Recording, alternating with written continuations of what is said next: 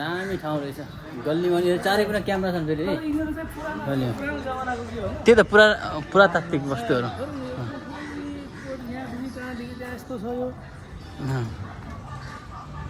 यहाँ त्यत्तिकै छ पुरानो भवनहरू छ कस्तो सुनसान ठाउँ पनि होइन कस्तो राम्रो छ सफा दामी ठाउँ छ यता मलकाको हाई स्कुलमा पनि पुग्यो सबै रहेछ दामी आइपुग्यो अफामसा यो चाहिँ यस्तो रहेछ झन्डाहरू गाप्ने पुरातात्विक के हो वस्तुहरू यता भन्दाखेरि यता यो खै कसको गाडी हो गाडी पनि पुरै राखेर रहेछ भित्र यस्तो ठाउँ छ अब हामीहरू घुम्दैछौँ यस्तो छ मलकाको भ्यू अब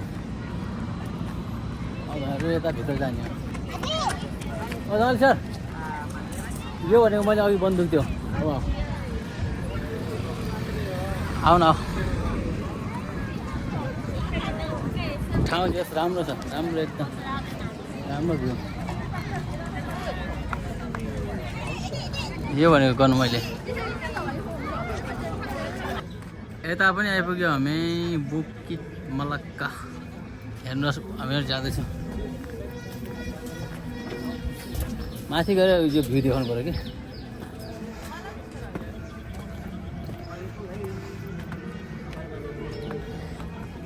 तपाईँहरूलाई माथि गएपछि भ्यू देखाउँछु है कस्तो भ्यू छ भनेर माथि गएपछि हेर्नुहोस् पुरानो संरचनाहरू यसरी उनीहरूले राखेको छ यो ठाउँमा पनि हामीहरू आइपुग्यौँ ऊ त्यो के छ भनेर थाहा छैन उनीहरू खै कुरा गर्दैछन् बुझ्दैन मैले यता पनि शीतल हावा आउने जहाँ पछाडिपट्टि राम्रो छ पछाडि उता त्यता होइन हजुर हामी यता आइपुग्यौँ यो पुरातात्विक वस्तु भयो यहाँनिर यहाँबाट हेर्दाखेरि यताबाट हिँड्दाखेरि भ्यू यता रहेछ यो अग्लो ऊ समुद्र उता पारी मलकाको पलाउ यो अग्लो ऊ रहेछ त्यो फिट यता यो पनि रहेछ हावा हेर्नु चारै कुना राम्रो मौसम यो सम्पदा हाम्रो नेपालको भने जस्तै यता पनि फेरि यो हाम्रो खै यताको के होला सायद पुरातात्विक वस्तुहरू यसमा गाडी राखेको छ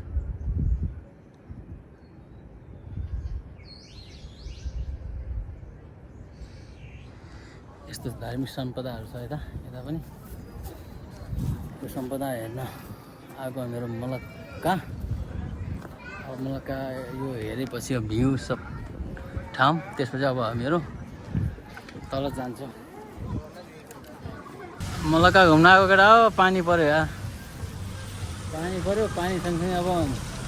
भोक लाग्यो नेपाली होटल कहाँ छ भने खोज्दैछौँ कहीँ भेटा छैन आधा घन्टा भइसक्यो यार खोजिरहेको छु नेपाली होटल कहाँ छ भनेर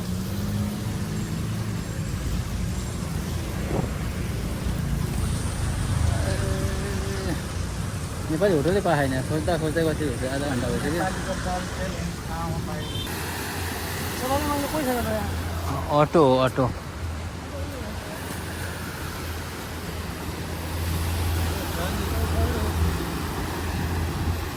गयो हाम्रो यस्तो भ्यू हेर्दै बसिरहेको छौँ अब यो उयसमा के बस्ने फोहोर पानी छ ठिक लागेन त्यही भएर एकचोटि पहिला पनि आएको बसेको त्यही भएर पनि हो यो चाहिँ माथि जाने रोटेट यसमा पनि अब जाम भन्नेको पानी परेर धेरै पानी आयो त्यसपछि अब फेरि पछि अर्को लोकेसनमा लिने अरे त्यो लोकेसनमा जानुपर्छ सब मान्छे वेटिङमा छन् फाइनली हामीहरू समुद्रको छेउमा आइपुग्यौँ समुद्रको छेउमा अम्मा छाल कस्तो हान्छ है यसो छाल हान्छ ऊ त्यो मस्जिद त्यो समुद्रको छेउमा मस्जिद बना पानी माथि भनौँ न यता ऊ त्यो केटाहरू एउटा फोटो खिच्नको लागि ऊ त्यहाँ पुगिसकेँ फोटो खिच्न त्यहाँ पुगिसकेँ अब मलाई पनि बोलाएर म पनि जान्छु माथि गएपछि कस्तो हुन्छ अनुभव समुद्र यो मलक्काको समुद्र अस्ति पेनाङको समुद्र पुग्यो पाङ्कोको समुद्र पुग्यो जोहोको समुद्र पुग्यो मलक्काको समुद्र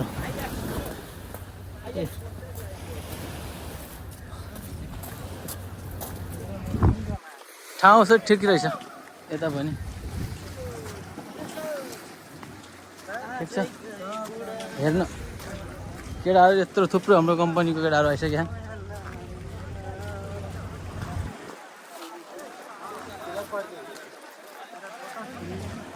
Abang, oke bang? Oke? Oke. सब केटा है हाई भन्छ त सबै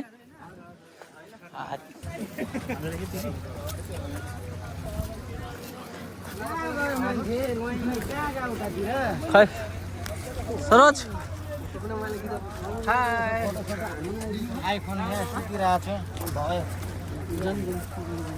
सब केटाहरू यतै भइसके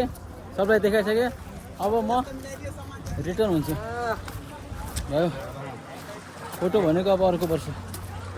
फेरि आयो भने पनि खिचौँला केही छ र ल यता मक्का हामीहरू आइपुग्यौँ समुद्र पनि हेऱ्यौँ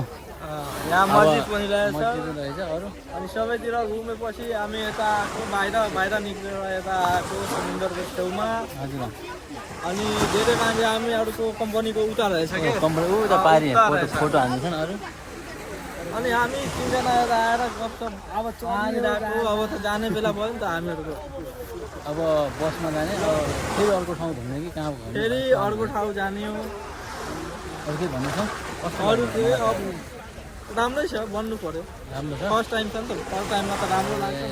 उहाँहरू यो ठाउँ फर्स्ट टाइम भएर होला समुद्र देखेर हामीहरू म त थुप्रै ठाउँ गएको थिएँ नि त